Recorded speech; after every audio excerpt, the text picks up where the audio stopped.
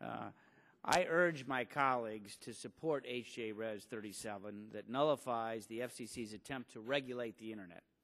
President Obama has said it is now his priority to focus on jobs. He has also said that his administration will avoid onerous and unnecessary regs that stifle investment and innovation. In fact, in a January executive order, the President said that agencies must base regulations on a reasoned determination that their benefits, in fact, justify their costs. While the executive order does not apply to independent agencies, like the FCC, the President urged such agencies to follow it, and FCC Chair Janikowski has said that he does agree with the order's principles. Well, if the FCC had taken this approach for the last year, we might not have needed this resolution today. The reality is that if the FCC was truly weighing the costs and benefits of its action, that the agency would not be attempting to regulate the Internet. There is no crisis warranting intervention. The Internet is open, and it's thriving, precisely because we have refrained from regulating it. Imposing these rules will cause more harm than good by chilling the very investment and innovation that we need to ensure that the Internet keeps pace with the growing demands being placed on it. This will only hurt our economy. The Internet is not broken. The market has not failed. To justify its power grab for a favored sector, the FCC is simply speculating about the possibility of future harm. Apparently, they never heard the old phrase, if it ain't broke, don't fix it. Well, we can go one step further. As the late James Quello, who served as a Democratic FCC commissioner, said, if it ain't broke, don't break it. The FCC actually confesses in the order, albeit in the footnotes, that it did not conduct a market analysis. Where is the rigorous cost-benefit analysis and demonstration of need? We've reviewed the response to our follow-up, and quite frankly, it's lacking.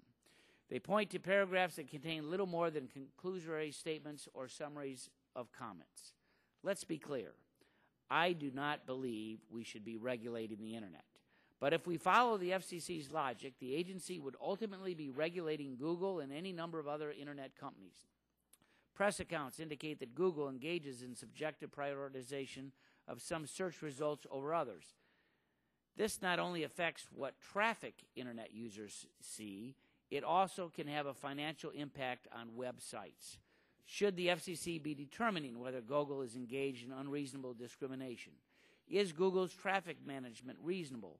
Would it be appropriate for the government to intervene because of the possibility of future harm without an analysis of current problems or market power? I think not. Not for Google and not for anybody else.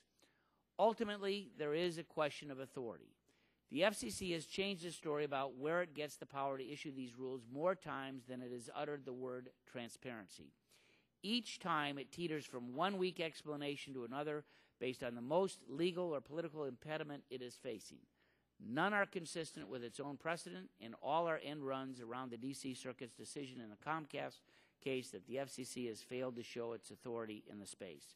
For these reasons, I urge my colleagues to vote for the resolution, and I yield the balance of my time to my friend, the Chairman Emeritus, Mr. Barton. Thank you, Chairman Upton. You gave an excellent explanation of why we should all support H.J. 37. To be as succinct as possible, the Internet has thrived, I think, in large part because this Congress repeatedly has stated that we did not want it to be regulated. And the FCC keeps attempting to get some nose under the tent, so to speak, so that in the future they could come back with real heavy-handed regulation. This latest attempt, the 3-2 vote, in my opinion, is simply an effort to establish the principle that the FCC can regulate the Internet.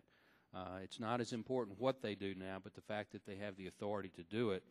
H.J. 37 would explicitly say they do not have the authority. As Chairman Upton has just said, if it's not broke, don't fix it.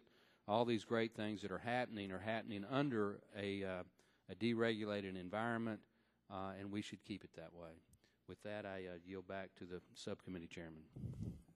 Thank the gentleman for their opening statement. I would now yield to the gentlewoman from California, Ms. Eshoo, for 5.